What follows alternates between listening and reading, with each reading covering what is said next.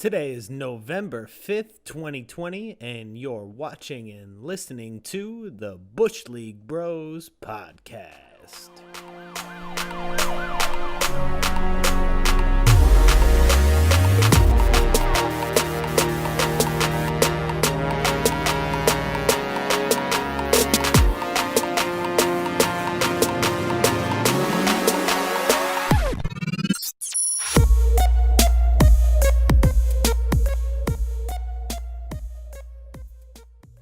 Ladies and gentlemen, welcome to episode 22 of Bush League Bros Sports Talk. We are back, we are here, and we still don't know who our next president's going to be. You know, the leader of the free nation is still up in air. But, we've got Paul over here still with you. And guess what? Hey, just for you, Paul, I know you've already seen this. But we know the leader of one nation, everybody. Are you ready for this? I know you can see something looking like me in the back. But the captain of Candy Corn Nation. I got to finish unbuttoning this sweet-looking shirt. You know, I tried to dress up for America. But the captain of Candy Corn Nation, y'all. I am here. And, Paul, you got to be feeling a little distraught here because – Again, just like last episode, I didn't pay for those candy corns. Nope. I didn't design this sweet or that sweet T-shirt. I may never wear another shirt here or outside in my entire life other than these two shirts. Yeah. I'm going to have to get them for some friends. And let me give a quick shout out here, all right? Okay. And then I want you to tell me how it feels that Candy Corn Nation is rising up, just to fight you degenerates who don't eat candy corn. But quick shout out to, just one of my favorite power couples out there that I know, Wybo and Kristen, followers of the show, great human beings. They designed this. They texted me. I was at Universal on Monday, right? Okay. And they knew we were supposed to go live for election coverage. Didn't happen. We don't need to get into that. We've got our own personal lives. But they said, hey, we've got a shirt we want you to wear. And I said, cool, I'll wear a shirt. I didn't know that meant they were designing a shirt for me. Mm-hmm. And next thing I know, I wake up from a nap when I get home, and there they are just sitting at my doorstep in a box. And just, look at this. I will say, this guy right here. Candy corn, I still think candy corn is trash, but that shirt is kind of fire. I will give you that. I will give you that. Captain of Candy Corn Nation is a great shirt. Yeah. Someday when we're big enough and we're selling shirts like this, I'm going to have to give them, some change out of that. They're branding me. Candy Corn Nation is behind their leader 100%. In your face. All right. Suck on that. It does look like I'm taking the L on candy corn. You are taking the L on candy corn, and it's a glorious day. I know I eventually am going to have some kind of comeuppance for my gloating the last few episodes. Isn't going to happen. I mean, sports-wise, nothing can hurt me right now because I'm already dead. But you're already dead. I'll wait for the comeuppance somewhere, but it won't be with candy corn. I do want to address why we weren't able to go live. Okay, you're more than welcome to. As you already know, but definitely had a you're already getting hot over there. Yeah. No. I don't want to hide all this glory right here. Yeah, there you go.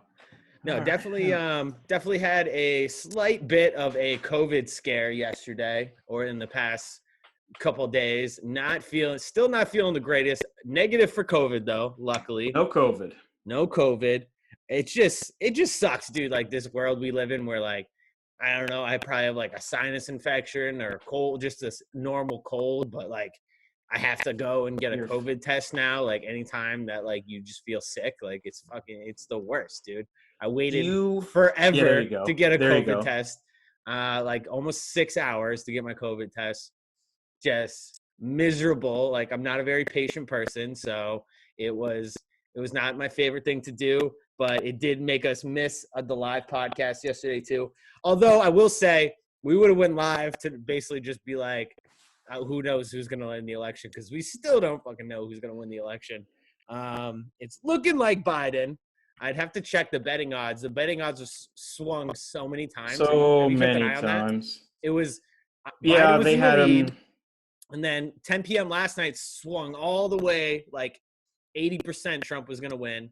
And then now it's all the way back, like looking like 80. It was like 80% Biden the last time I checked.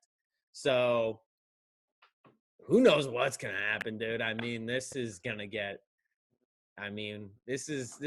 la 2000 Bush Gore all This over is worse. again, dude, but way worse. This is way worse. And I'll tell you this. You know, first of all, Candy Corn Nation, like one more time, we are happy that even though you're a soulless degenerate, that you don't have the COVID. We can't have that. You know, that man has to have his Joker over there, or this show wouldn't work. We were going to joke. Importantly, we were joking that it might have been electric content if I had COVID, but it really wouldn't have been because I would have exposed other people to COVID, which is not a funny topic. So not very great. grateful. Human I got the to human. test. Let's stay away from the COVID, please, and thank you. Yes. So with that, I will say this. I'm kind of glad that it didn't work out yesterday because of all, you know, first of all, the madness that is this election. Yeah. And I've got some buddies, you know, I think I talked about my buddy Austin, who's a Cowboys fan. They have their podcast. They gave us a shout out when they went live yesterday. So I'm going to give them a shout out. Hell yeah. The Mile 439 podcast, they went live during election coverage. You can check them out on YouTube or Facebook. Yeah. And I'll throw it in the comments so you guys can find them. But I was not jealous. I was not envious of them for having to cover that for that long a period of time and knowing nothing. That was absolutely tough. Guys, you did a great job with it. Yeah. But this, I have to say, going back to your point on the 2000 election, I was 10 years old, but I was in Florida, so obviously I can't forget it because our state decided it. That was you. But this is even more crazy because now you have – and I haven't posted anything, but I've perused the old social media. I'm just kind of watching both sides Some have of the memes coming out, celebrations and meltdowns and all that. There's a lot of stuff where there's some fishy things maybe going on with the mail-in ballots. Like tens of thousands came in and they were all Biden, allegedly. So you're seeing the Trumpers starting to come out, freaking out like we were thinking. The Biden folks were all doom and gloom. We don't know now, and we aren't going to know probably until maybe weeks from now. I think we'll have Friday is generous. I think we'll have a good idea. I think we'll have a declared winner via the Electoral College by this weekend. No one's going to concede. Trump's not conceding. No, this is going to court. Exactly. This is going to be wild. But my guess is this is what will happen is that we will have Trump will not concede, but I think that there'll be pressure if the win goes to Biden and the Electoral College is kind of set that way. I think there's going to be a lot of pressure coming from the Republican Party for him to concede. If he loses, he needs to get out. He's got to concede. That's the thing. That's the bottom line. They're going to be like all these people that are Republicans that have gotten on the Trump train. I think you'll see a lot of them abandon the Trump train very quickly if it's pretty clear that he lost and that Biden has the votes to beat him and it's clear that he won the Electoral College. So I that's my prediction. That's what we're going to see in the next couple of days. It doesn't mean Trump's going to concede, but I think if you start to see all the Republicans abandon him, and that he's kind of standing out there alone, I mean, he can fight it in court. He can fight it in court, but yeah, exactly. It's like if you lose, you got to go. And if this needs to go to court, look, I'm all for making sure. I hate the slogan, but make sure every vote is counted. Let's do that. Let's make sure they're ethical votes. I'm all good for that. But bottom line, if we go through this whole process and one side loses, you got to concede defeat. It's not good. It's not healthy for the nation. Can I do a quick complaint here about? Let me just do a quick government complaint here. Yeah. So my voting experience, I went out, I voted on Tuesday, and I'll tell you what, I didn't know 100% sure if I was going to vote until Friday because I'm just sick of people telling me to vote. Your vote counts. And part of me, I am that vindictive of a human being to where I know what side you're on and who you think I'm supposed to be voting for. It makes me want to go out and vote for the opposite person just to piss you off. Yeah. So I'll be honest. We don't need to get into who voted for who, but I'll be very transparent. I didn't vote for either of these clowns. It's just if somebody else did, good for y'all. I'm not telling you how to vote. This is America. You do what you need to do for you. I ain't going to judge you for it. But I decided, I think Friday night, that I was like, okay, I'm going to suck it up. I'm going to go and I'm going to do this. Mm-hmm. I go to the polls and I go through the line or whatever, give them my ID. Now, we're in COVID year. My license, I turned 30 in May, so my license expired in May. Haven't been able to get a new one since. Yeah. I have tried multiple times, and I told the lady at the front desk, I'll be honest, in the last 2-3 weeks, I have not tried to schedule an appointment just because it's been impossible for months, so I kind of gave up. Yeah. And here's the deal. They said, all right, I had to go through some stuff, and mine is a provisional ballot, and that's why I said I was honest. I voted independent. Joe Jorgensen, whatever the heck her name is. Yeah. Yep, I went there. So if you're a Trumper, if you're a Bidener, no, you're not missing out on my vote. It's gonna be okay. I wasn't helping or hurting you either way. Mm-hmm. But and I'm not mad about it because I voted. Whether it counts or not, whatever. I voted. Yeah. I go home and I got to get this fixed because now this is becoming a problem because I was a little upset that I had to settle for a provisional. Mm-hmm. And this is where my problem with the government lies. Okay, I need a birth certificate to get a new driver's license because I can't renew it online or I would have done that already. Mm-hmm. I have to go in, present a birth certificate. For one reason or the other, I don't have my birth certificate. It was supposed to be in the gun safe in my house. It is not in the gun safe in my house. Don't know where it is. My mother may have it. I don't know. And I'm not going through all those loopholes to try to find it. So I try to buy a new one. And it says you need to provide photo ID. Yeah. I do. And they say, hey, your photo ID is expired. This doesn't count.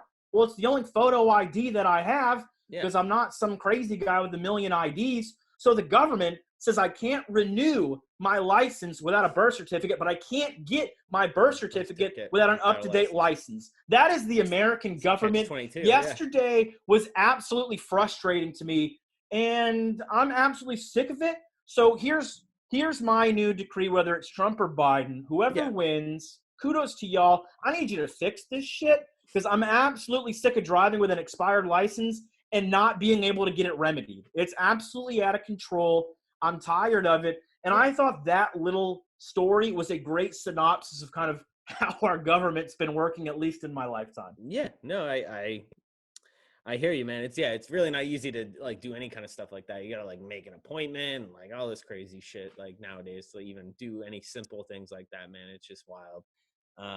But how was the polling place? Was it crazy at the polling place? No, it wasn't bad. I had to go to an elementary school, which that was kind of weird. We had to vote in the cafeteria. Yeah. I mailed in my ballot, so it's probably being I feel like a lot of people fraudulently thrown in the trash right now. Yeah. Ooh, so either Trump's thrown it away or Biden has multiplied it by 1,000. Biden made 10 photocopies of my ballot. Yeah. Yeah, there's Paul Liakis, Paulie Liakis, Paulette Liakis. I mean, there's just – you have just put Biden in the White House, and congratulations, man. It all came down to you. Yeah, probably. Yeah, they're gonna pull my ballot out and be like, see, look at this fraudulent ballot that was mailed in. You scumbag. But man, back to that.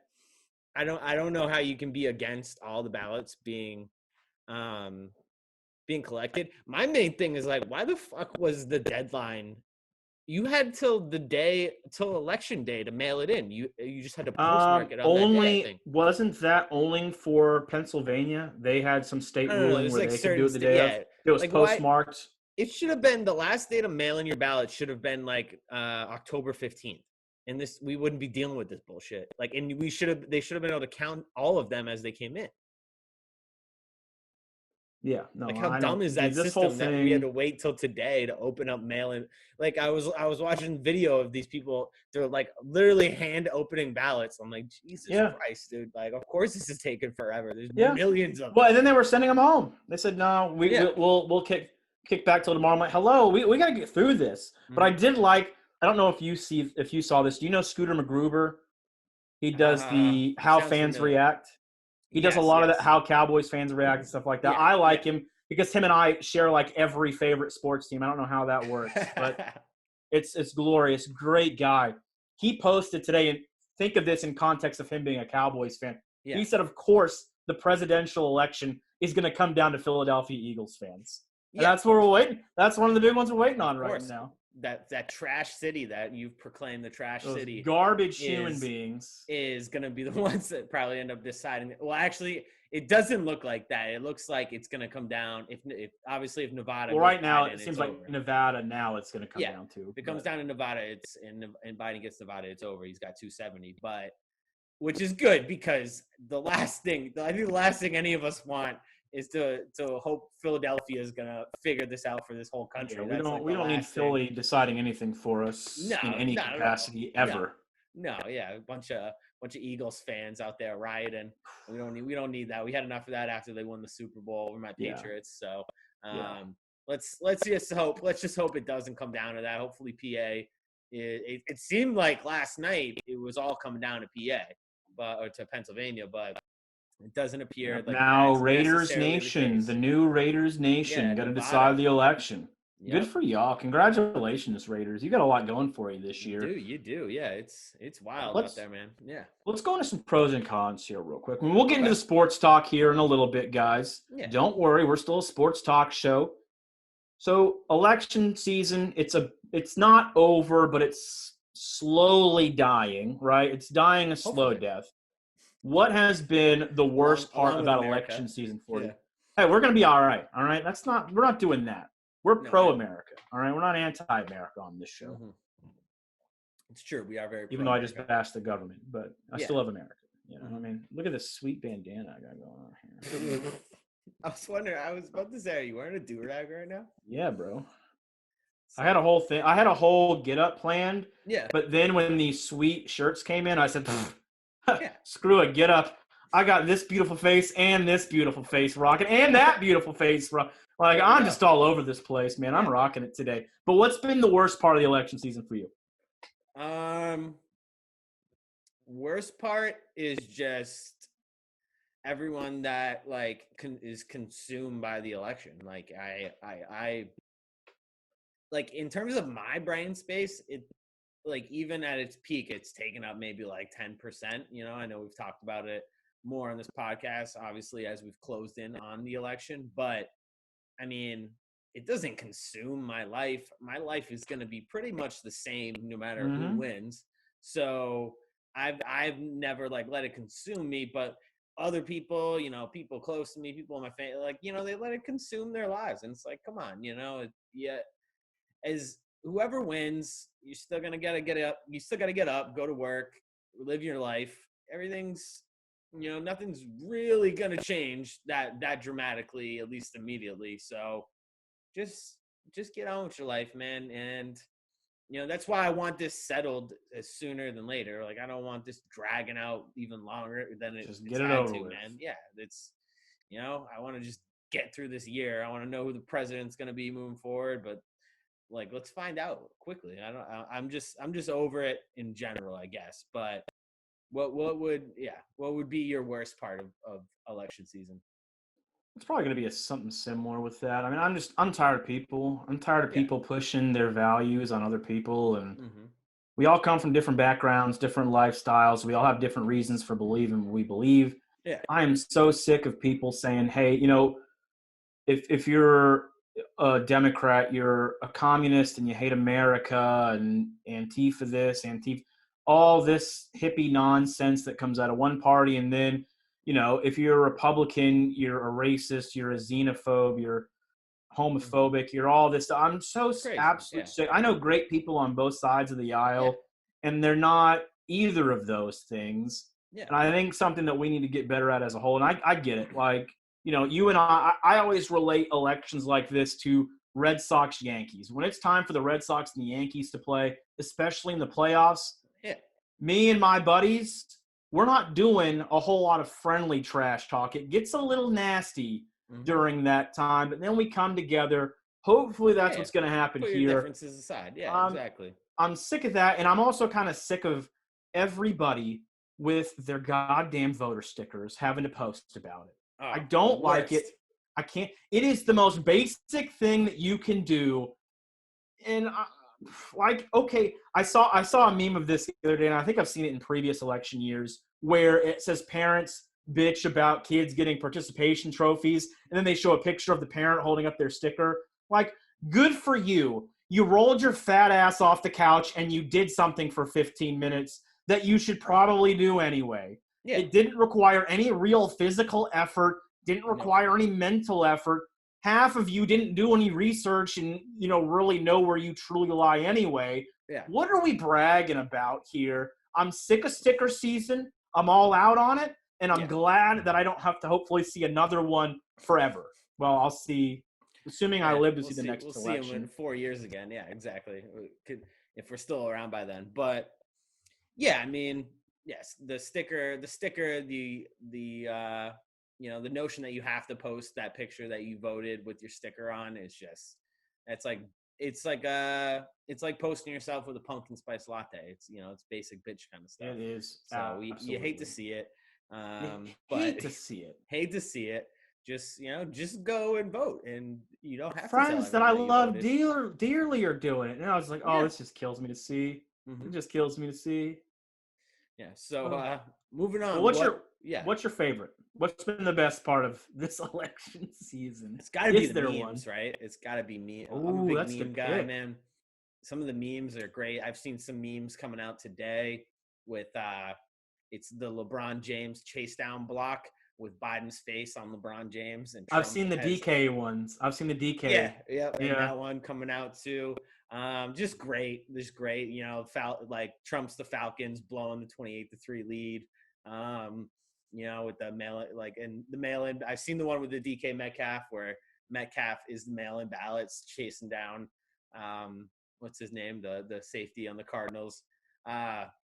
So just great stuff. Great memes coming out. Keep them coming. If you're a meme maker out there, I really enjoy them. I will retweet it. Yeah, share. I'm gonna copy you again on this because some other ones that I've seen are the Trump dance.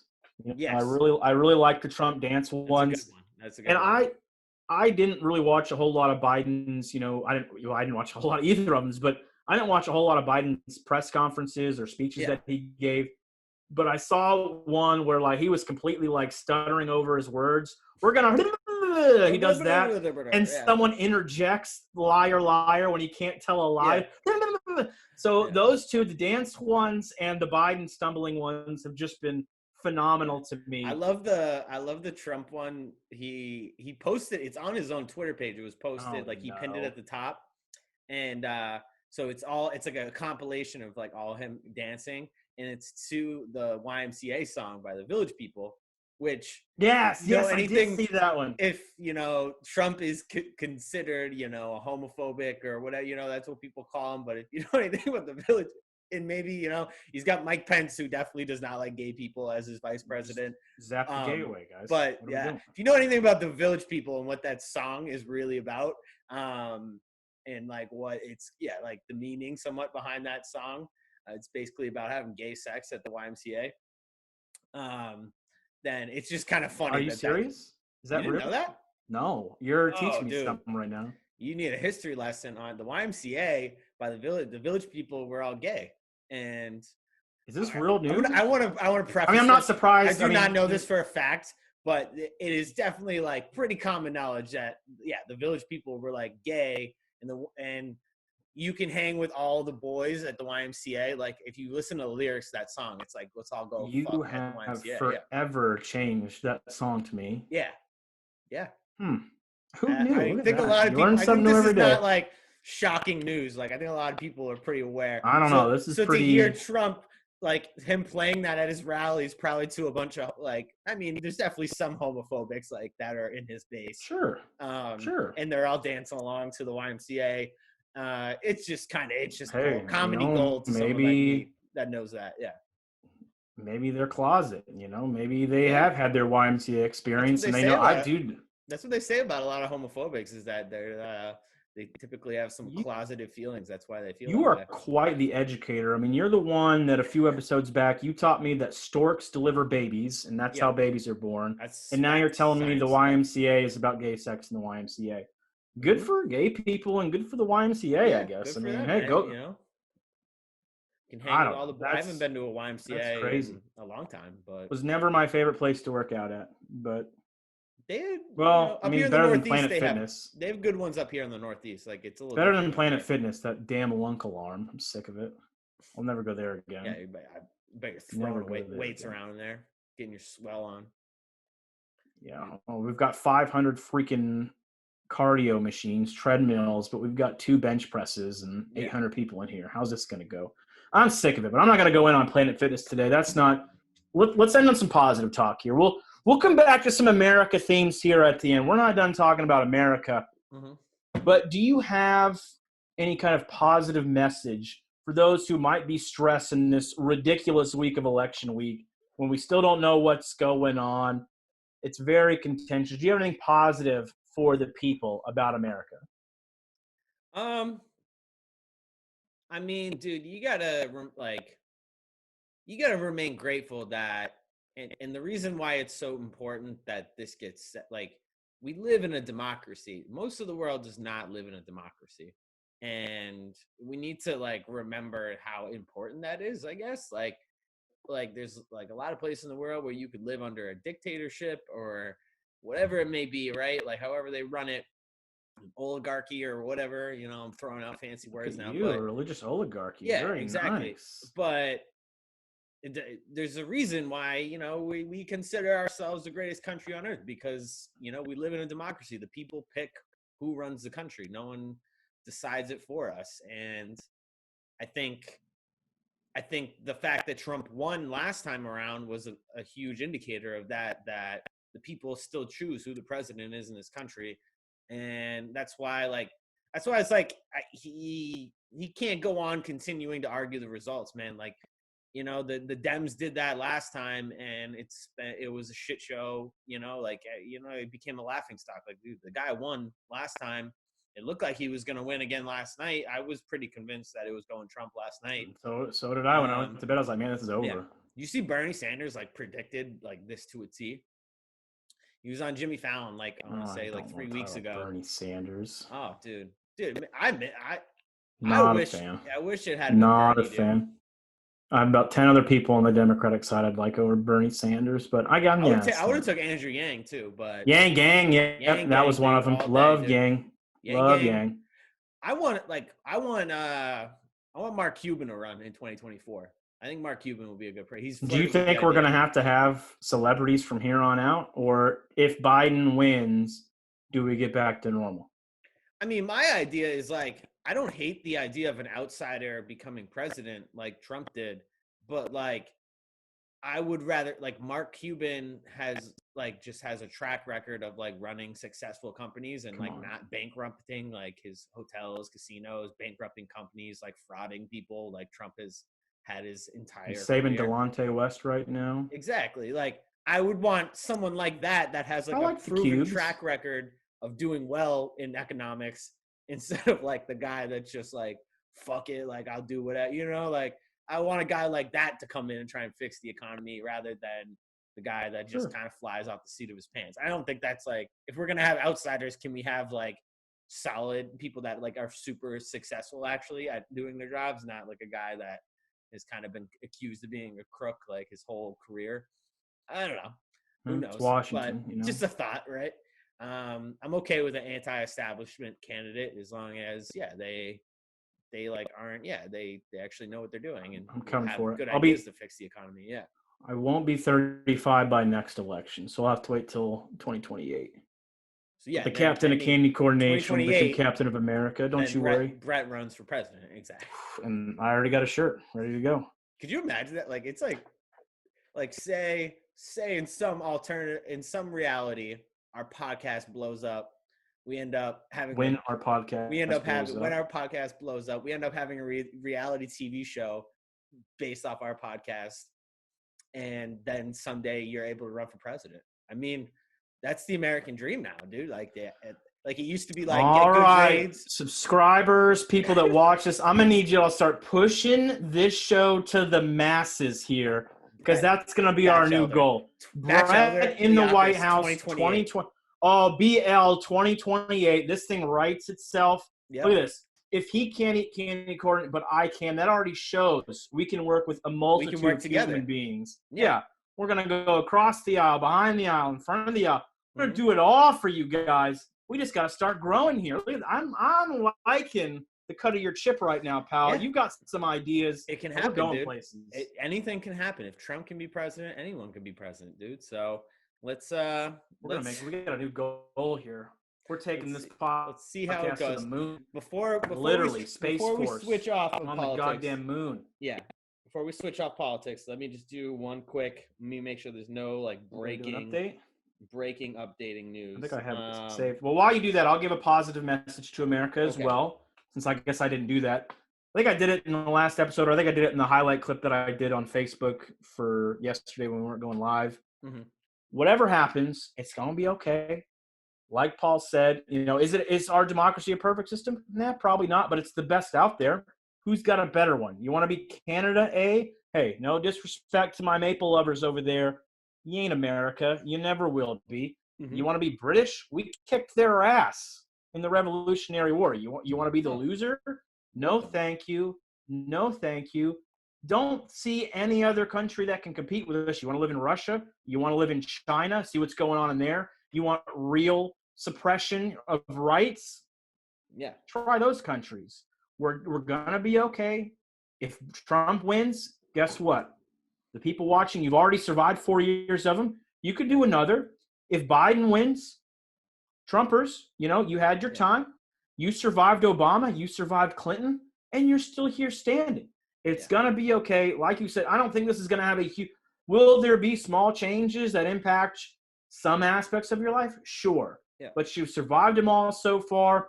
You've survived arguably the craziest 4-year run of all time. Whatever happens, we're going to be all right.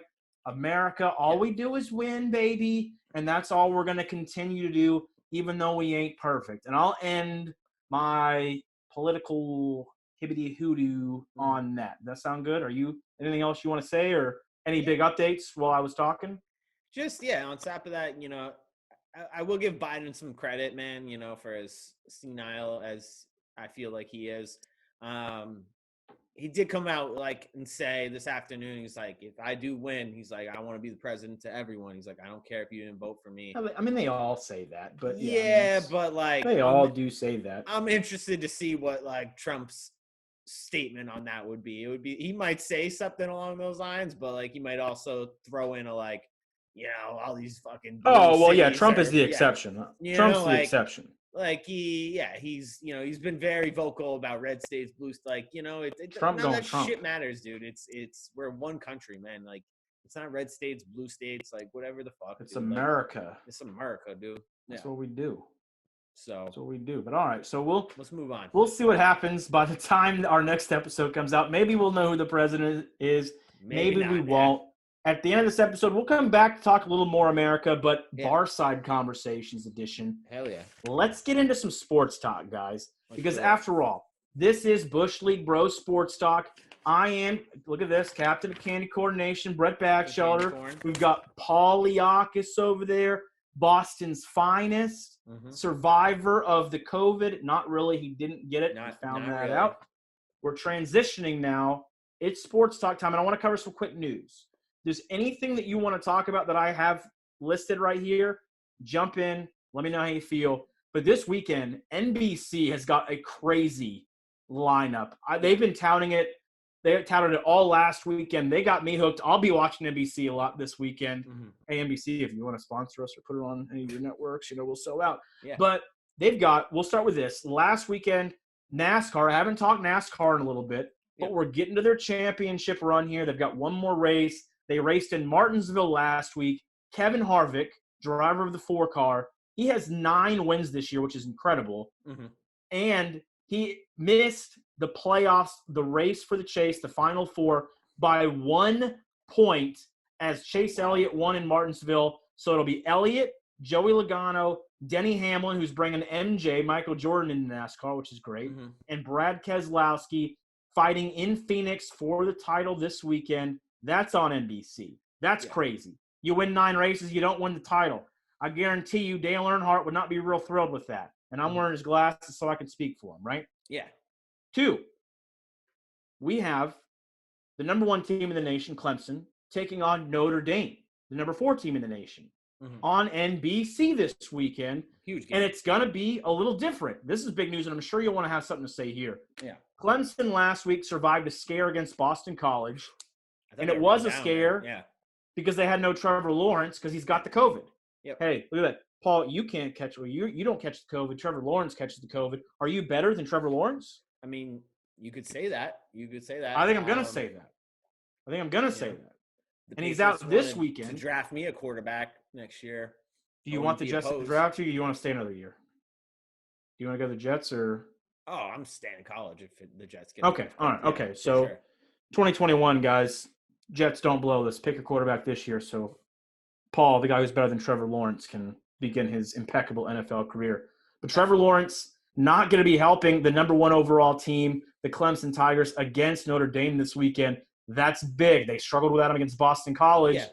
While I don't think Notre Dame is the number 4 team in the nation because they're always overrated, this is going to be tough. Could we see their playoff chances derailed this weekend?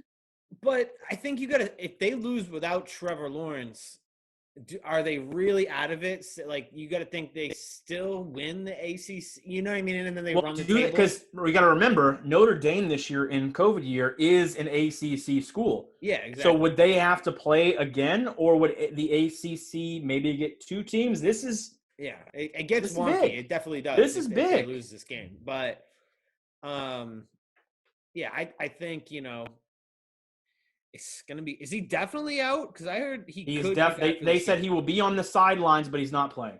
Okay. Which I don't know how that works. Maybe there's something else going on. Maybe he had a false pause. I don't know. Nick Saban was allowed to coach the Georgia game, and he got it 3 days before the game. I don't understand how any of this works. Right? Yeah. No, there's no none of it. None of it. But yeah. So I mean, if they lose though, and then they run the table, Lawrence comes back and they run the table. They play. So Notre Dame could play them in the ACC championship. Are they in the same division? That's what I'm curious about. If they're in the same division, they wouldn't. Let's take a gander here. So then, they can't. They say that happens, and Notre Dame is in the same division. Notre Dame gets in the ACC championship out of that side, right? And Clemson runs the table. Is not even in the ACC championship. Could they still be in the Final Four without playing in the ACC championship because Trevor Lawrence missed this game? You can argue they're still the best team in college football with Trevor Lawrence as their quarterback. The only reason is because he had COVID. Like, it gets wild, right? Because how can you argue that Clemson shouldn't be in the Final Four? Because if they lose a game without their starting quarterback, who is pretty much consensus going to be the number 1 pick. You know what I mean? Like, it gets so crazy at that point. But I mean, this whole college football season is fucking crazy. So it's unlike any season we've seen so far. Same with the NFL season. So it's all just wonky, man. I think you'd have to go back to. I mean, you have to go back to like when LSU and Alabama. I might be getting this backwards. Alabama lost to LSU in the SEC championship game. Mm-hmm. They both made the playoffs. Or they lost to LSU in the regular season, but they both went to the playoffs, and Alabama beat LSU in the national championship game. So there is precedent there, but you've got, Alabama, you've got Ohio State. Is there going to be room? Maybe there is because there's going to be an SEC team with 1 loss. There's going to be like my thought. I'm not like the biggest college football fan, but my thought is like, can we just get 2 SEC teams? Clemson and Ohio State. Yeah, basically, we need Notre Dame to lose this week. So let these guys play it out for who wins. Let's just start the Final Four now. Let's just do Clemson. I think we know Ohio who, the best State, teams are. Yeah, Alabama, and let's get Florida in there. That's going to be decided this week because they play Georgia. That's another big game. Looking forward to that. So we've got, again, just sticking with the NBC theme here. Mm-hmm. We're not going to pick this game tonight, but just to kind of keep that going.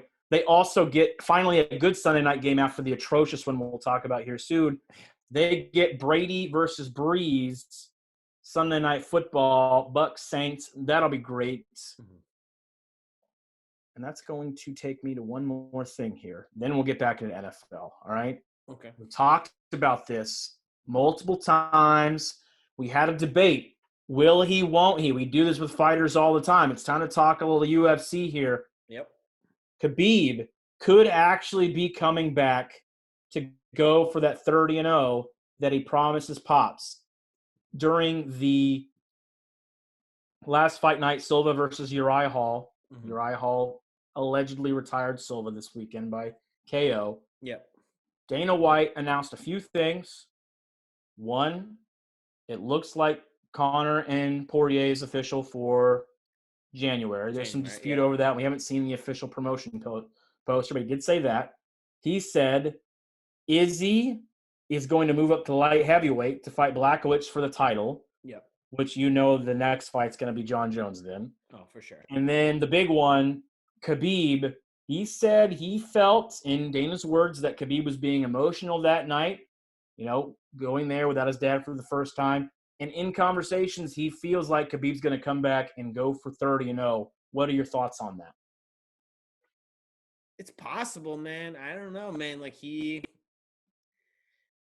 doesn't feel like a guy that flip flops to me, So when he said he was done at the end of that fight, I told you, I believed it. But so there's only 2 fights that could possibly pull him out of this, right? So say Conor defeats Poirier in decisive fashion, it's not even close. He dominates Poirier, right? There's an argument for that rematch, right? There's a solid argument for that rematch, probably summer 2021, right? I don't think we see Khabib until summer, late 2021, right? Would you agree with that? It would have to be before Ramadan. But yeah, I do agree that it would have to be middle of the year next year. Exactly. So that for one, or GSP. But then, how old is GSP going to be he's already 37, do you care? 38? Would you still, if Khabib came back for GSP and GSP agreed, you're watching it? Yeah, of course. Yeah, you're watching it. That's arguably the greatest fight of all time. So, but I think that's probably in Dana's head is Dana White's all about making money. So he's pray to God, let McGregor come, dominate Poirier, knock him out, and then, it's he's come back. He's won 2 fights in decisive fashion. Poirier's a top guy in the division. It's all right, Khabib, if you want to get 30-0, this is the guy. This is the other greatest guy that's been in this division over this decade. You guys fight it out one more time to see who goes down as the greatest. Lightweight of all time, right? So I think that's the fight we want to see, right? As much as I want to see him fight GSP, it just seems like such a reach at this point, and I think it'll be Conor. I think so. And this is what originally, I conceded, when we talked about this last time, I was like, man, you're probably right. Yeah. He might come back, but I was sort of leaning towards your argument that he is a man when he says something that, he follows through with that. Yeah, he's not a flip-flopper. He's not one of these, and as much as I love him, divas, like Conor, who's going to retire to get attention. And months. Exactly. He's not going to do that. And hey, it's worked for Conor. He's made hundreds of millions of dollars. Good for you, bro. I ain't mad at you at all. And the thing is I think, go ahead. Okay.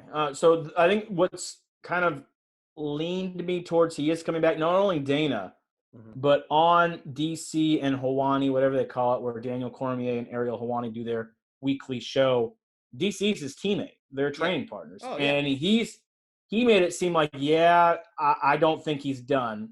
Things are making me think that, kind of like what you said. He said, if it's Conor out there, he said what I would do if I'm UFC is I would put an interim belt on Conor, make that fight 4, and we're assuming Conor wins here. I know it's no disrespect to the Diamond, Dustin Poirier, but we're all in on Conor. All right, we're all in on Conor. It's not a given conclusion, No, it's not. No. And Poirier's amazing. He could absolutely win this fight. It's not the same fight as they had at 145 years ago. No. But we're all, for the sake of this argument, assuming Conor wins, make that for the interim belt, and now you have one guy with the belt, the other guy with the belt, the most hated rivalry in all of UFC, even with John Jones and Izzy doing their barking back and forth, which is an amazing matchup that we got to see. Yeah. We've never seen dollies thrown through buses, all-out brawls after fights. This is the rivalry that's real. It's not Twitter fingers. Their factions hate each other. That's what sells in professional wrestling. Yeah. That's what also sells in actual fighting. Mhm. That's what I want to see. And because DC's starting to lean towards, hey, I think this is what direction's going to go in, that's his teammate. DC doesn't just talk about Khabib. Yeah. I'm inclined to lean that way, and I'm excited about it. Well, Not counting on it, this but is the excited thing, about though, is like, say that happens, Conor wins that fight. He's not going to trash talk Khabib out of retirement, though. You know what I mean? Like, he's got to come at it He in already a way. kind of is, though. He Kinda. on Twitter, Like, he's like, oh yeah, of course you retired because he knows I've got the secret now, and he's saying these. It's not like he's attacking his wife or his religion, or doing all that horrible stuff he did last time. It has to come from a place where it's like, yeah, exactly, where it's like, we need to do this rematch to figure out who the best is of all time at this weight, you know. And I think I still pick Khabib to win that fight, but I want to see it. Yeah, no, I think I would probably bet Khabib after watching that first fight. I want Conor to win, but I'd be, you know, like, yeah, how valid is some of that shit that Conor was saying that he was going through before that fight? You know, like, who knows? Oh, dude? I'm sure he was doing some dumb stuff. Connor's at his best. We've never really seen him beat in the UFC when he's had a good training camp and he didn't have to jump weight, you know, with like the Diaz fight like that. Sure. You know, like you can't really fault him for that loss because it was like he had to, you know, he was not expecting to fight at that weight, and you know, you can't. I don't really consider that like a blemish on his record, right? I don't either. He came back. That's why I like Conor. He said, no, we're not doing it at 155. We're doing it the same exact thing we did last time, just full training camps, and he got the dub. So you got to respect that. He's a fighter. We'll see what happens there, but it's definitely something to keep an eye out on because we've had a year of tremendous matchups. I want the same thing to happen in 2021. If I can one of get the biggest bummers of this year, though, is not that we didn't get to see McGregor fight three times. Like we've talked about that. And beginning of the year, I was so pumped for that we're going to see McGregor fight 3 times this year. Yeah. Next year, just imagine this next year. We could get, because we're not getting it this year, we could get John Jones fighting for the heavyweight title. We could get Conor back to fight Poirier. I mean, it looks like we're going to get Conor back to fight Poirier. Yep. We're going to get Izzy moving up to light heavyweight. To fight Blachowicz at some point next year. Well, yeah, and that's going to lead to him fighting John Jones. Mm-hmm. We could get Khabib Conor or Khabib GSP. We're lining up for some sweet fights, and I haven't even mentioned anything about other big stars like Nick Diaz, Jorge Masvidal, anybody in the 170-pound division. Or the 145-pound division, which is exciting. There's so much going on that if the UFC plays their cards right and some of these dominoes can fall, we are in for another treat. And hopefully we'll have fans. We are in for another treat of a UFC year in 2021. Isn't it the Poirier-McGregor fight could be at down there in Dallas at Jerry World? He said – Dana said no. Oh. Dana said because they don't want – he said it's 100,000 person stadium. Yeah, and with COVID, he probably can't – he goes, I don't want to have 20,000 people in 100,000 person stadium. That won't look good. He wants the visual. He says he thinks that one could be in front of fans, but it won't be there. He did say, though, he would like to get a future Conor fight in Dallas. So that might be where you do the Khabib fight. That might be where – I don't know who else. Dude, I want to see Conor fight, and it's probably not going to happen with COVID, but aren't you going to be bummed? Like, I want to see Conor fight. When Biden wins, we get the vaccine. That's what the Republicans have been saying. Exactly, yeah. But I want to see Conor fight a big fight in Ireland before he retires, right? Like that would be. I mean, he's fought in Ireland before, but it would be a big fight. Yeah. Yeah, it would be. I mean, I want to see him. I want to see him fight in person. Or do it. Oh, could you imagine doing Khabib? He's Russia. Conor wanted to do it in Russia. I know. I remember when he was saying that. The ball's on that guy, pal. Could you imagine? Wild, dude. That would be the wild. I'd want to go. Me too. Yeah. So we got to start booing this. But yeah, I would want to go see that. Oh, we'd be okay. We'd be okay for a sporting event. I feel like I'd get along with Putin. That's probably not a good thing. Probably not a good thing. So we'll gloss over that. Yeah. We'll gloss over Putin and I's potential kinship there, and we'll talk a little American football here, a little pigskin.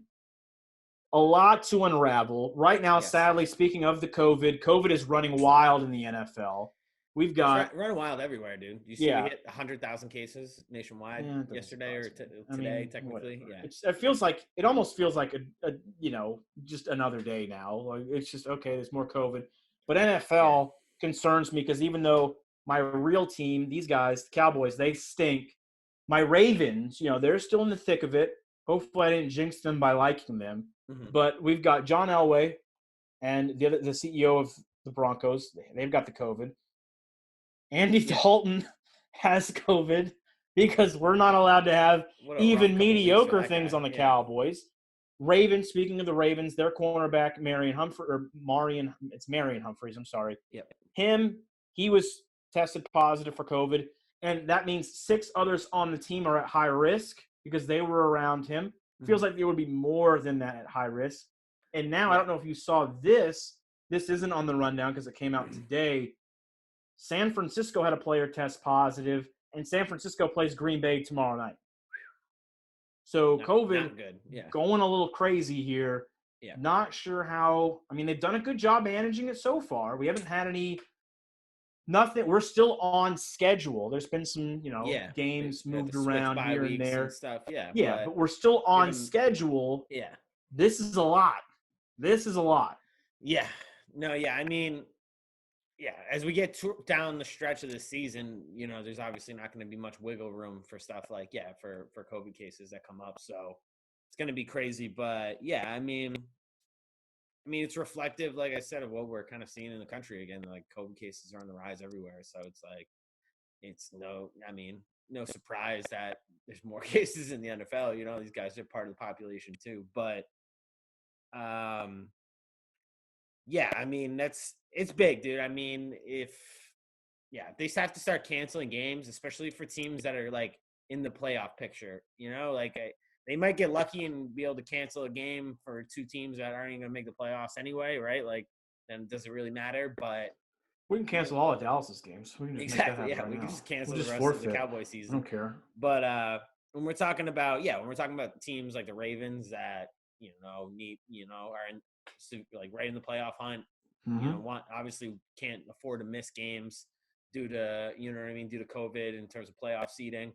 It gets to be huge, dude. How that kind of formulates. Did you see today or this past week as well? They're considering like maybe like a contingency plan of like a 16-team playoff. Yeah, I've seen a couple of things that they're trying. I don't like that. They've already expanded the playoffs enough. This is not baseball. I think I'm not in on that. They have to cut the season short, basically. I think that is the contingency plan. That's what I mean. Like that. Say I hate COVID. Say they canceled a few games, right? And then like you had to just take the top 16 teams, put them in a like basically a pool to play it out for who wins the Super Bowl. They'd have to go and put them all in a bubble until they can finish it out. So that would take 4 weeks, right? Yeah. 16 teams. So. Yeah. 16, 8, 4, 2. Yep. Maybe 5. God, look at the math on weeks. You. They could do 5 weeks and have. I don't know. I don't even like this. I don't even like this. No one wants. I'm quite frankly, I'm tired of talking about COVID. I'm sick of it. It's just kind of bummed me out right now. I'm feeling bummed. All right, and I don't. Right. I felt like on the last episode, I had a little lackluster performance outside of me eating delicious candy corn. I gotta stop talking about candy corn. I gotta get back on my diet. This is not good. What have I done to myself here? Way too much candy corn over there, yeah. I only had that bag, but that one bag plus the pre-workout that I took that day, that made that workout incredibly rough. I got through it, but I did not feel great. You know who else probably doesn't feel great? Look, that's a transition right there. There we go. You know who else doesn't feel great? Aaron Rodgers has got to be pissed off, okay? NFL trade deadline came and went, and it was a really boring one. I think the only big name that moved was Desmond King. He went to the Titans from the Chargers for a 6th-round pick. Mm-hmm. There was some other minor moves. You guys made a trade with the Dolphins. It's really not anything move. Yeah. But Green Bay, there was talks of them getting Will Fuller. There was talks of them going for Julio. There was talks of them trying to get Amari Cooper or Michael Gallup for my team. Yeah. And we already said we aren't doing that because, 2021, we're coming back with vengeance. Yep. That's a long way away. Aaron Rodgers getting no help. And after getting clobbered by Minnesota, I'm not as impressed with Green Bay as I was. No, yeah. Why wouldn't they go get a wide receiver? Because they hate Aaron Rodgers, yeah. Why? I don't understand. Like, if you just hate him, what are we doing here? You have a chance. Would you agree? I still think the Seahawks are the best team in that conference. Yeah. But as long as you have Aaron Rodgers, you've got a shot, right? Yeah, for sure. Always. Why wouldn't you try Always. to increase your chances? I mean, it's been the same old song and dance for his whole career. They haven't really put weapons around him, and they've suffered the consequences of it, where they haven't really had. He should have had multiple Super Bowls by now, but he hasn't, and it's because they don't put the right team around him. And I'll tell you right now. Yeah. And again, this wouldn't happen. But if you traded a first-round pick for Amari Cooper, you have Devontae Adams and Amari Cooper. They are quickly moving up the rankings. Oh yeah, yeah. In the NFC, another solid weapon like that, dude. I mean, like, it's insane. Yeah, it's insane. They won't do anything. I'd be absolutely pissed about him. Was there any trades that maybe you thought would go through, or you wanted to see that didn't happen? Are you happy that you guys still have Gilmore? Yeah, I was. I mean, it's almost like I would have rather just seen us just get rid of him at this point, like just sell out and get another top pick for the 2021 draft. There was talks of him going to the Lions a lot. I like that. I would have liked to see us trade to get a top pick for him, but I don't know. Like, he's a top talent in this league. If we can somehow lock him up again, for the future. But at the same time, I don't know. I'd like to see us cash out on him now, because the fact that we've seen it with cornerbacks. Like, granted, like Sherman's still in the league, but like Revis, like these guys have a shelf life, dude. Just like wide receiver, or just like running backs, kind of.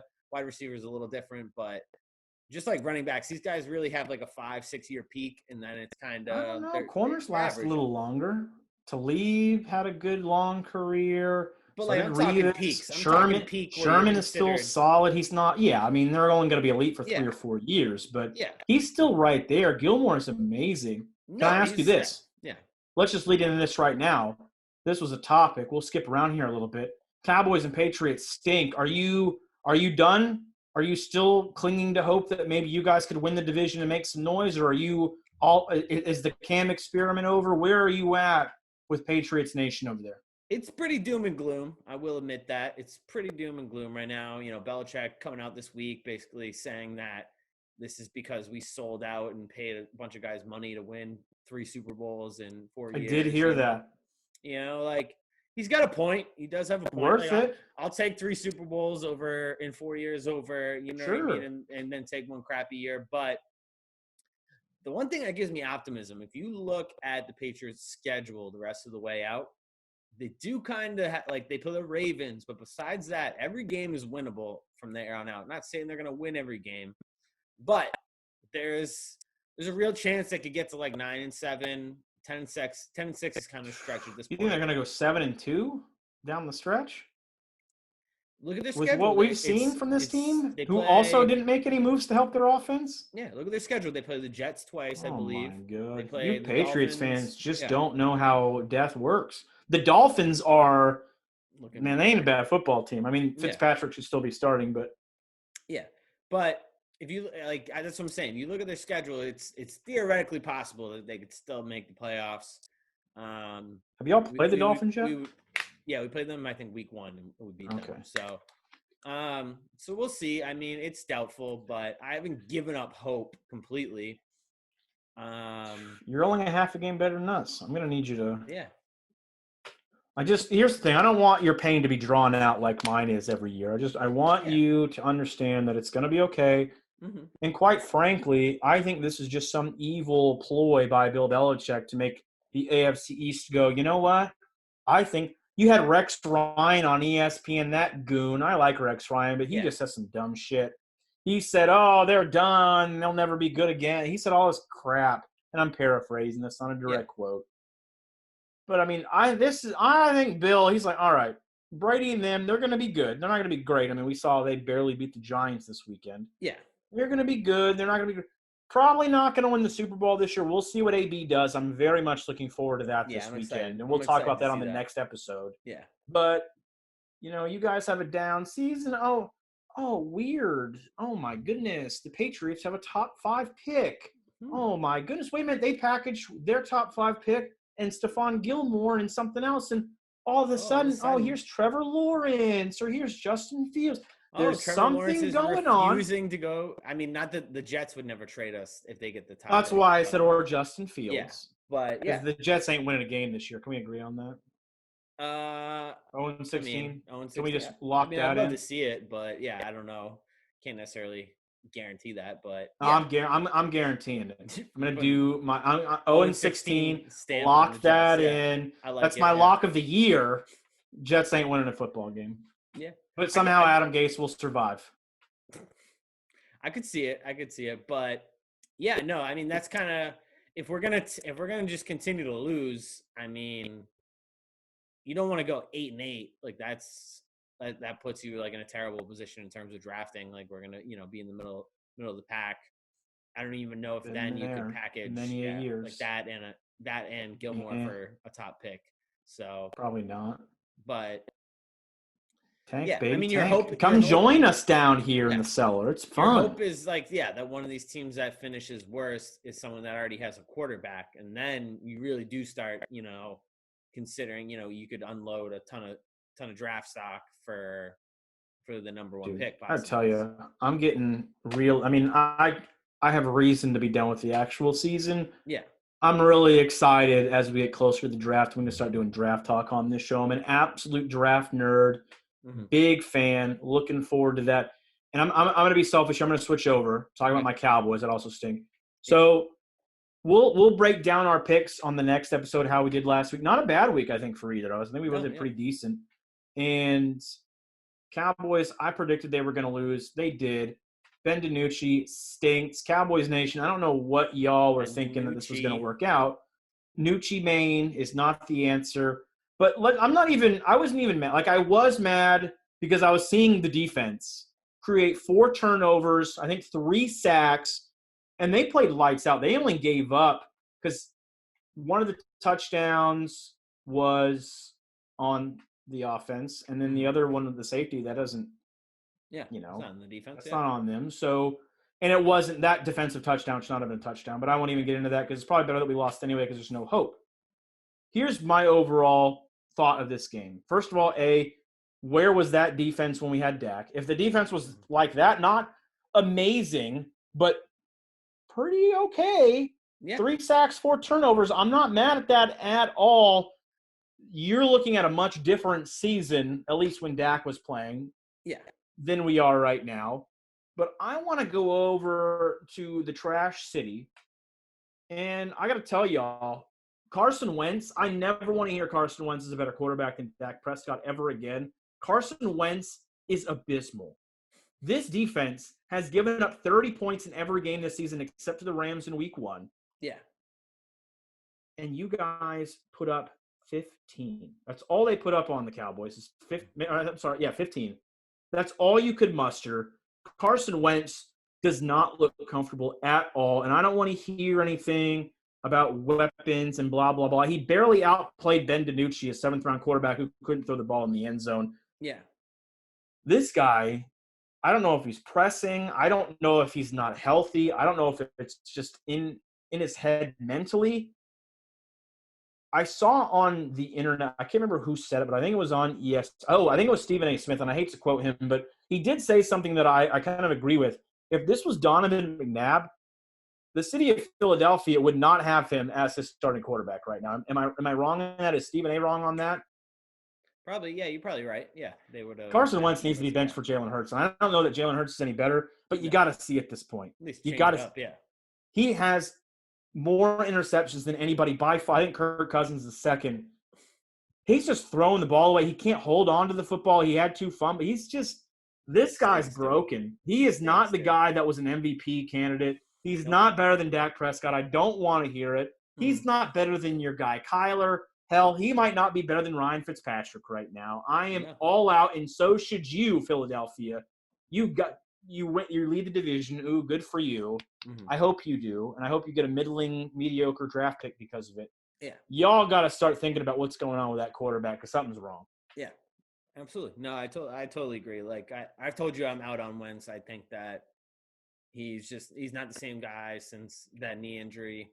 He put up a good year, I guess, in a couple seasons since then, but it's like he's just not the guy, man. I think Philly's got to start looking, forward to like they got to start looking at different options at quarterback. I don't know if it's Jalen Hurts, but it's not Wentz. I mean, you draft him in the second round, you got to give him a shot eventually, right? Exactly, yeah. So, like, I mean, we've seen Fitzpatrick play good, get benched for Tua. Trubisky, he was a first-round draft pick. I mean, they haven't paid him like they paid Carson Wentz, but he stunk. They benched him for Nick Foles, who's also not playing good at all. So we see it in other franchises. I think it's got to be close to being done with him. Yeah. I would like to give an award out. Okay. And that is for Jabroni of the Week. Okay. Jabroni of the Week. The Jabroni of the Week here. I don't know if you watched the Chicago game. We're going back to Chicago here. Yep. Did you see Javen Wims swing on Chauncey Gardner-Johnson? Yeah. Wild move. Yeah. What in the – how – first of all, your team, I think they were still winning at that point. Or the Saints had just gone down to take the lead. It was either way, it was a tight game. Your team was driving.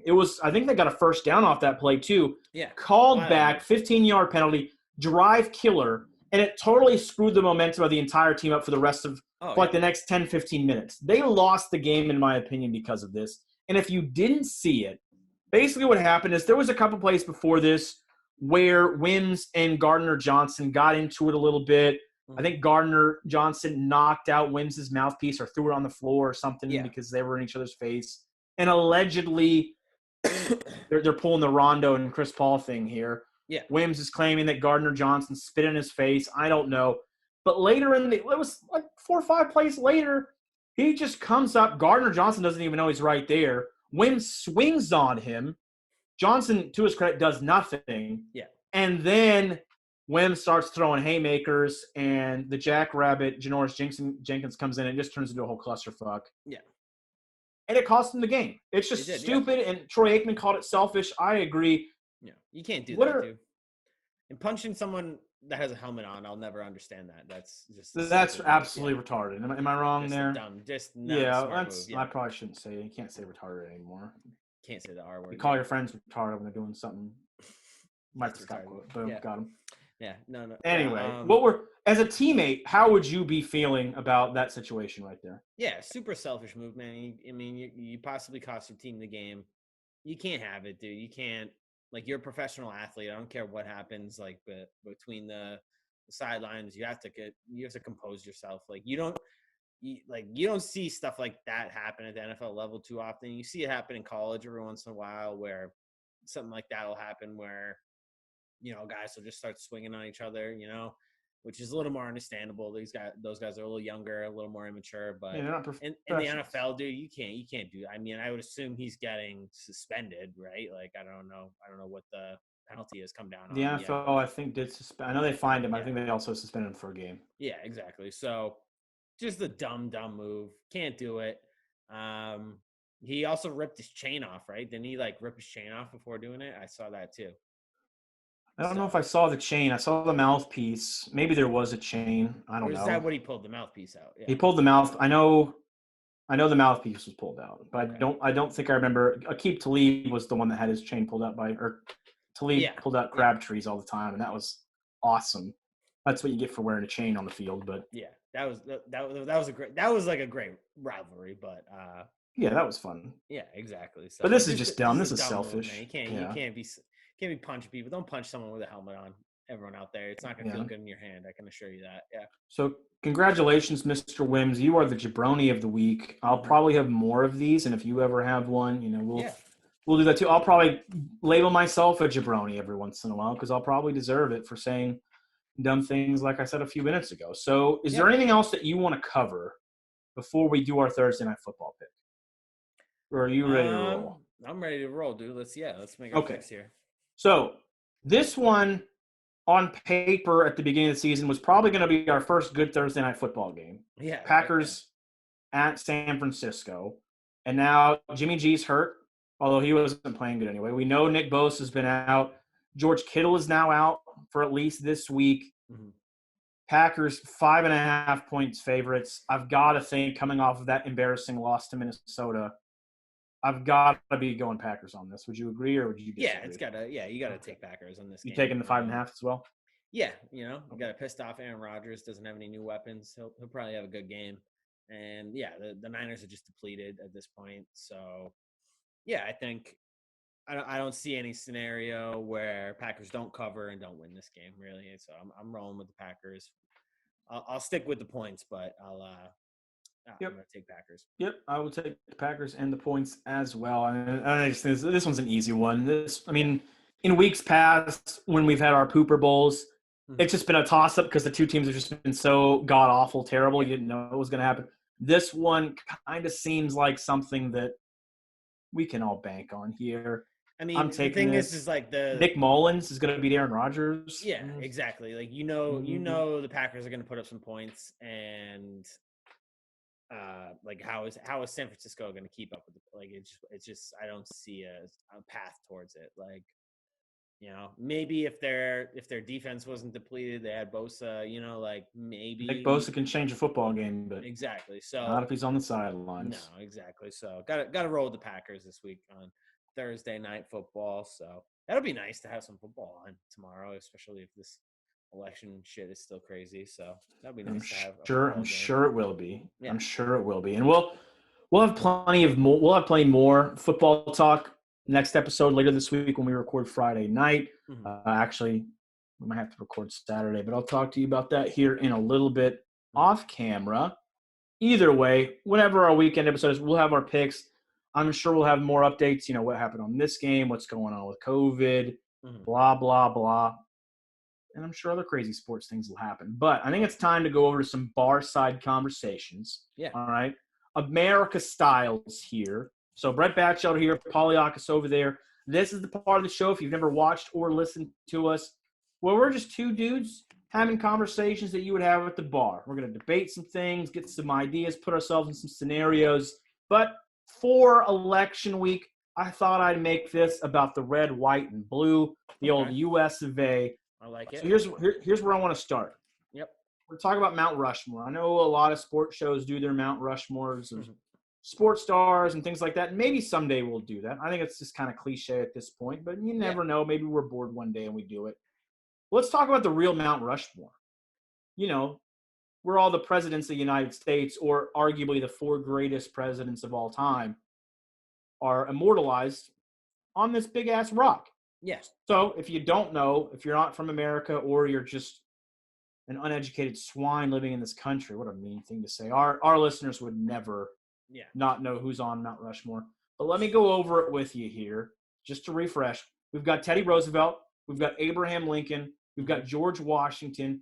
And we've got Mr. Jefferson on Mount Rushmore. My question to you. Yes. Did they get it right? Is there someone you would replace? I would. Okay, so who are you adding and who are you taking out? Keeping you're two. Keeping 2. Okay. What do you got? I'm keeping Teddy and Abraham Lincoln. Right.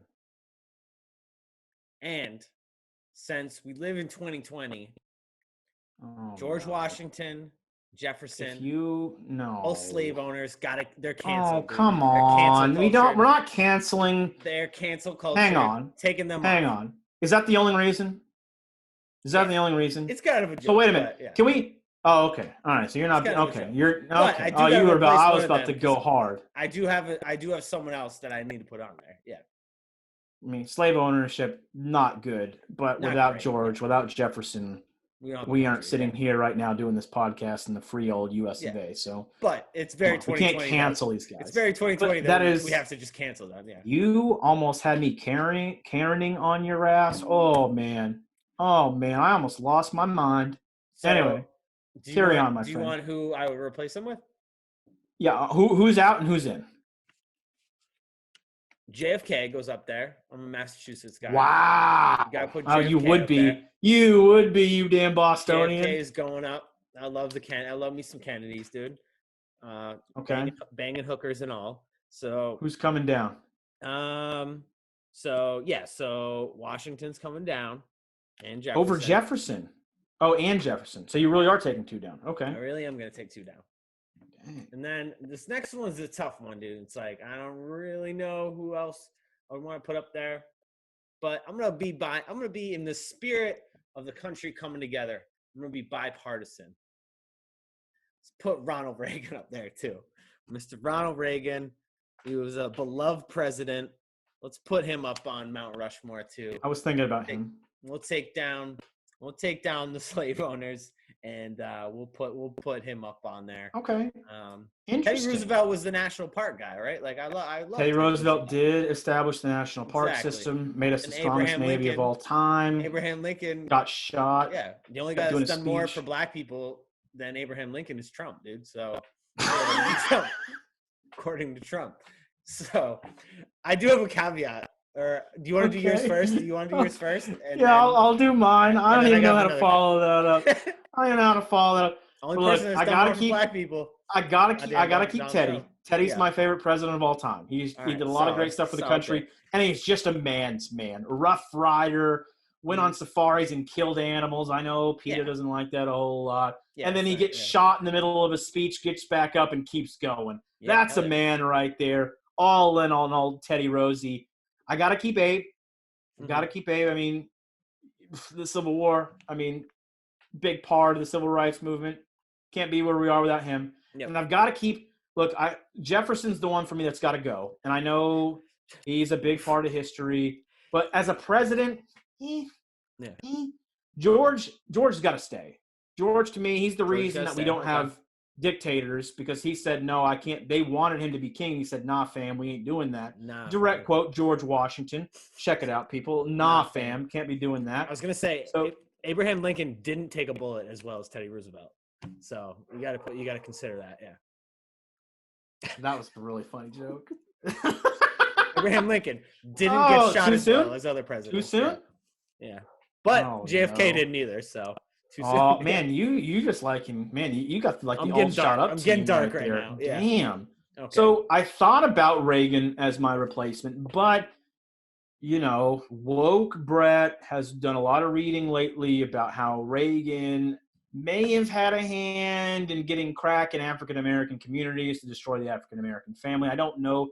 I need to do more research, and I need to learn more on that and see how integral he was in that, and that is concerning. He did do a lot of good stuff, I guess, for the country, you could say. I liked Ronald Reagan up until, I was learning more and more about that. Kind of disturbing there. JFK would not make it. I'm going to go, I think this is going to be a surprise one. Okay. I'm going Eisenhower. Ooh. Okay. I'm going Dwight Eisenhower. Right? He was the one that dropped the bombs to end World War II. No. Was it not Eisenhower? Or was the guy after Eisenhower? Hang on. Jesus. Let me make sure. We're doing history. No, he was. He was after. He was after that. He was a general during World War II. Correct. Correct. He was. The second Roosevelt was the president. FDR was at basically at the beginning of that war, and then but he didn't finish died and was replaced by. God damn it! Why am I blanking on? Look at this. I'm usually pretty good. Truman. That's who it was. You can't put Truman on there, though, dude. Why not? That's a fucking rough pick, yeah. He ended the war. I don't like any of these picks, but really my answer was Ronald Reagan. And then when I did some research on him, I was like, Yeah, no, Ronald Reagan. I did that in the spirit of bipartisan. I don't know that that's really who I'd want on there. I was thinking about FDR as well. But hated FDR. Not an FDR guy. I can tell you that. Dude was not a fan. Dude, wasn't he president for 12 years? 8 years. Yeah. No, he was the one that they was 12 or 16. He had the war, I think.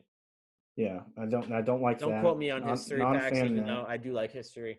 I'm doing bad on history tonight. I mean, look, it's late. Truman did end the war though, but he fucking killed a lot of fucking people to do it that maybe didn't need to. That's how this isn't going to be a very PC thing to say, but that's how you got to end a war sometimes. You Pearl Harbor us. Drop an atomic bomb on a bunch of innocent people. Sure, now we have nuclear wars that we got to worry about. And, there's ramifications, but, he had the gumption to do it. You got to give him some props. I'll respect that pick.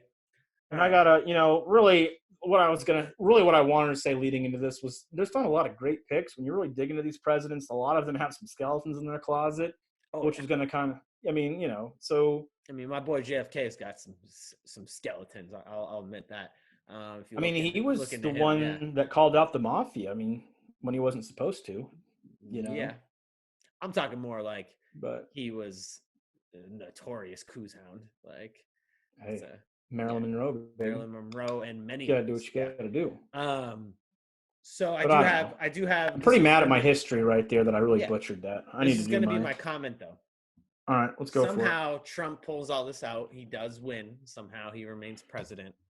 Does he just does he put himself on Mount Rushmore? Does he put another spot for himself on Mount Rushmore, like during his No, second term? I think he wouldn't want to have his legacy tainted by those other inferior presidents.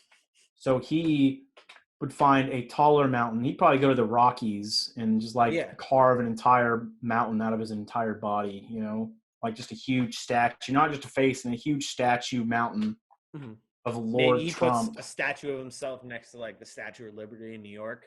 Like he just erects a statue there of him all orange and whatnot. Maybe he does that.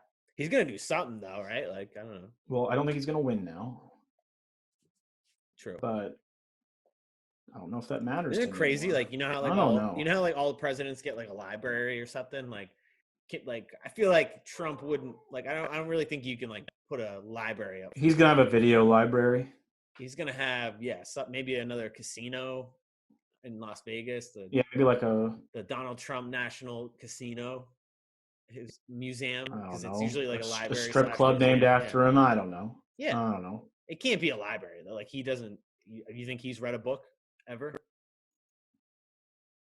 He didn't even write the book that he Mm, wrote. Yeah, he probably didn't even read that I book. don't know. Yeah, I don't know what he's done. I don't know. But I could see him making his own monument. yeah, for sure. No, there'll But be something. That's what I mean. There has to be something. He was the don't president. worry though. In 2028, when we take the White House because we blow up like Yeah, nobody's yeah. business, we'll tear that thing right down. We'll make we'll We'll tear tear that that thing thing right down. down. And I'm leaving Mount Rushmore the way it is. But Yeah, exactly. I'm not for canceling our monuments unless they're of the Civil War and it's the Confederates because they lost. I don't know why we're Yeah. doing loser statues, but it's just one man's opinion. Doesn't make a whole lot of sense to me. So let's do this. Yes. Let's move to a scenario here, and I Okay. brought this up on the podcast that I alluded to earlier, the Mile 439. I brought this up with them. I wanted to see, and I didn't jump on their podcast. I'm not cheating on you with other podcasts, but in their little messages, I asked them this question, and I wanted to ask this to you. So we're going through this craziness right now. Yeah. And people, I want you guys to comment in the comments below. I want to know what you guys would take. Mm-hmm. Would you take the scenario that's going on right now, where we've had we've had Trump for 4 years, and we're either going to have him for 4 years, or we're going into Biden's zone, Mm-hmm. or would you replace that with we're going all the way back to 2008? We take Obama out of the picture in 08. Yep. McCain runs against somebody else. McCain wins. We get 8 years of McCain, and now you wouldn't have Trump on the Republican ticket. We don't know who we'd have, but you would have Obama on the Democratic ticket. Would you take a scenario where you don't get, and I'm saying Obama's going to win. I'm not saying hypothetically Obama's going to, I'm saying Obama wins in this scenario. Yeah. Would you have taken 8 years of McCain to get to this point where we have Obama coming up, or would you take what's going on now? What are you picking? I mean, it sounds like we're in at least a better place if Obama's about to be president, that we know what we got with Obama, as much as, like Obama wasn't great for a lot. There's a reason a lot of people really disliked Obama as the president. Well, none of these candidates are perfect. We haven't had a good candidate since we've been allowed to vote, in my opinion. But if you're telling me we have some more level of normalcy, you're telling me like, yeah, Obama's going to be about to be president, and like, I mean, I would just assume like COVID would have been handled better, I believe, if we had Obama as our president currently. I truly possibly believe that. Yeah, I believe we would have been more on top of it before it came here, and B, like we would have handled it better once it was here. It wouldn't have been like a debate whether like I think we would have saw more of a mandate nationwide on like how we handle COVID instead of leaving it up to the states, letting Trump say it's no big deal, where maybe it isn't a big deal to like young healthy people, but like I mean a lot of people still died from this, so it's like, do I think Obama would have handled that better? Probably, right? At least he was presidential in the things he did. You might not agree with a lot of things that he did. I know a lot of like small business owners like got fucked during the Obama administration, right? So, but look, I'll say this: I would take that. I would take that any day over what we have right now. Yes, I didn't vote for him either time, but I always said it wasn't because I didn't think it was a cool dude. Like, if I could have a beer with any living president, it's gonna be Obama.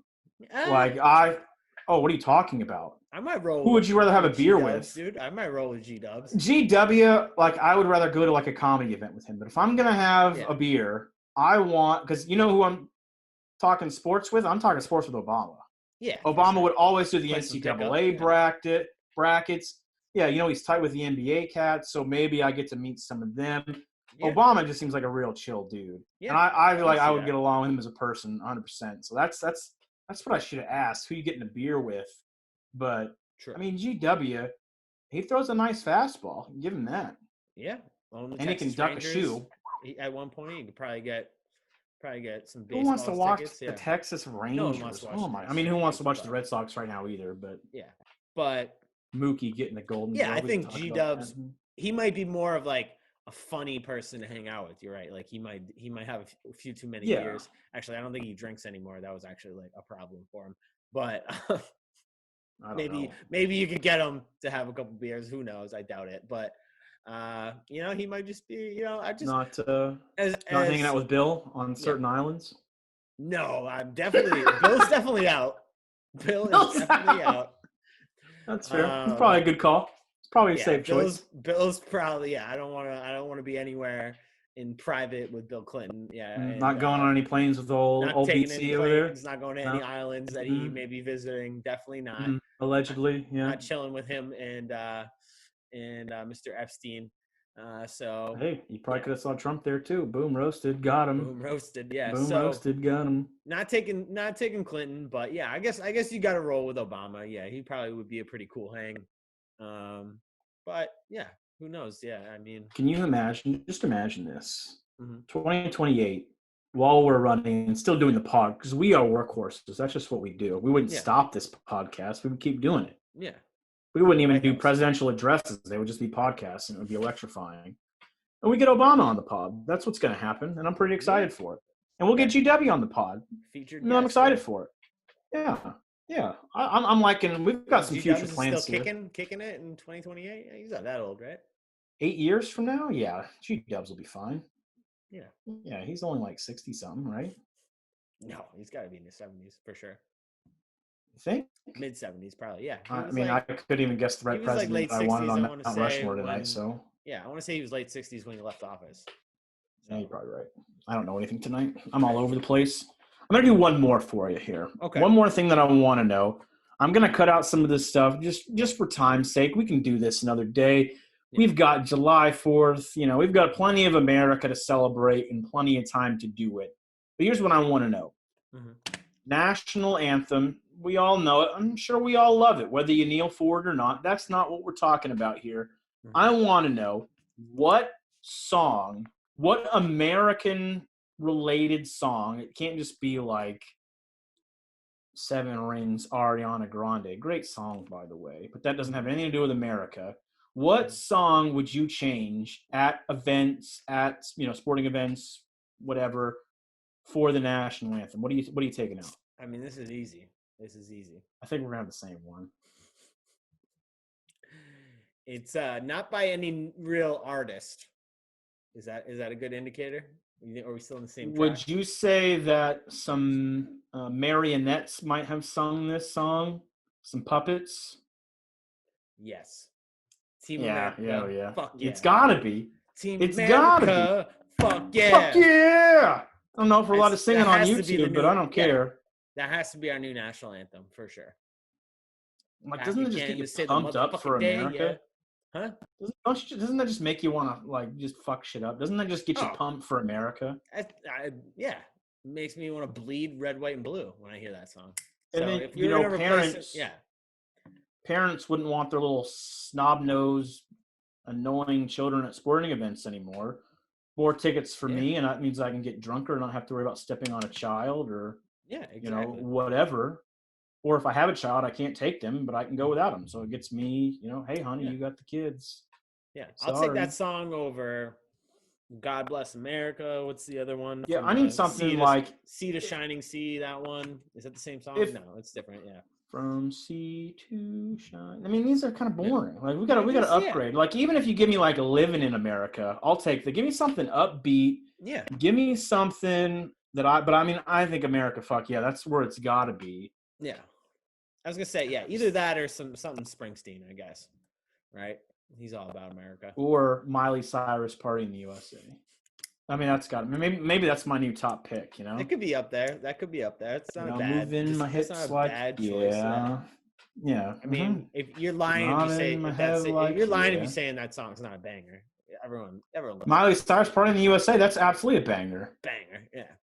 We used to in the mall when we worked at Chick-fil-A and that song came on, and we used to all party in the USA. We'd go hard for it in the kitchen. Oh yeah. Miley, very talented. Puts out some great stuff. We really love Miley here. Yeah.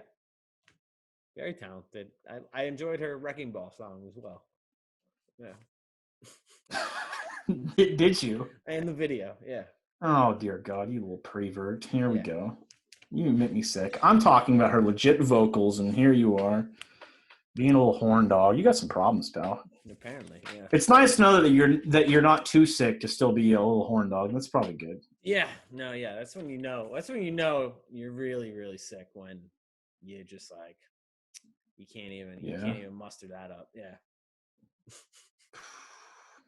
Man, you're just like I'm not gonna go there. I'm done. I'm out on this podcast. All right. You have anything else to say before we wrap this bad boy up? Let's wrap it on up. I guess just same message I've been putting out there. Remain calm, everyone. We're gonna figure out who the president is eventually. Guys, just go out and party that we live in America. Like, you don't have to stay calm. Just go have fun. Yeah. It could be worse. Well, just do it safely. Wear a mask. Don't be stupid. Dude, you could have Kim Jong-un as your leader. I mean, come on. Yeah. Be happy we live in a democracy. We count all the votes that come in, even the fraudulent mail-in ones. No, just kidding. Oh, hold on. I do have one more thing to add. Uh-oh. Here we go. So, if you're Team Trump and you're going to fucking have someone come out and say that there's fraudulent mail coming in, you think maybe pick a different lawyer to come out and say that than Rudy Giuliani, who was just on camera last week, like basically jerking himself off in that new Borat movie. Did you see this? I have not seen the new Borat movie. I want to see it, but I have to be in a certain mood to watch those movies. Yeah, but there's a clip in there where Giuliani he's in it, but I haven't himself in the movie, and then this week happened last week, and then this week he's telling us about mail ballots being fraud. Pick someone different. That's all I'm gonna say. No. Look, man, you know what? Good for him for going out there and showing that even old men got to rub one out every once in a while. There's nothing. What is the problem? Creepy old men, yeah. I mean, I don't know what he was watching. I haven't seen it. I don't know what he was jerking it to. I don't know what the baloney cranking was all about, but there was, You'll have to anyone that go watch the clips. People will know what I'm talking about, but maybe not the best guy to come out and be like, "Oh, there's mail ballot fraud." If you want to bash Rudy Giuliani for things, I'm sure there's plenty of things to do that. But you were just getting all horny about Wrecking Ball Miley Cyrus, so let's not be hypocritical around here. I don't know what you do on and off camera outside of the show. It's true. You might have a whole other lifestyle underneath the camera. Yeah, so I believe that you probably have your own little OnlyFans thing going on under the table right there, quite literally. As soon as we finish, I go straight to OnlyFans. You can catch me. Do you have like a Jergens sponsor or something yet? Are you doing well? Vaseline sponsor, yeah. That'll be Vaseline. Oh dear God, that's not going to be our. I mean, I'll sell out for anything. All right, Vaseline. If you want to sponsor the podcast, I'm not going to create my own OnlyFans. We don't want to break the internet like Hey, that. man. But yeah. You can't have. I mean, I'm the captain of Candy Coordination. We can't have something out like that. We just can't do it. You can't be risking that. Yeah, exactly. No, that would jeopardize your standing in the candy corn community. I'll take care of my issues off camera, please and thank you. For now, until I become president, and then who knows what'll happen. Who knows then? Yeah. But that's a while away, and in the meantime, we got to wrap this bad boy up so I can go to bed. I got big things to do tomorrow. You've got a life. You've got things to do tomorrow. So that's going to be it for this episode of Bush League Bros Sports Talk. Whether you're listening on Spotify, Apple Podcasts, or you're watching us on the YouTube, we greatly appreciate it. We'd love it if you haven't already to hit that subscribe button. Again, in the comments, we want to know what scenario you're taking. Are you taking the political climate we have now? Or would you go for having Obama right now instead of 8 years ago? What are you picking? Let us know and let us know why. Mm-hmm. If you haven't already, look at this. I got to plug so much stuff nowadays. Yeah. If you haven't already, follow us on Facebook at Bush League Bros. Follow us on the Twitter at Bush League Bros. And in the meantime, again, we're going to get through this election. Stay calm. Go celebrate America. Do whatever you got to do. Mm-hmm. I'm Brett Batchelder. That is Paul Iakis. We're alive. You will be too. And until next time, ladies and gentlemen, peace. Peace. And that wasn't me jerking my gherkin like you do. So, got him. Toodles.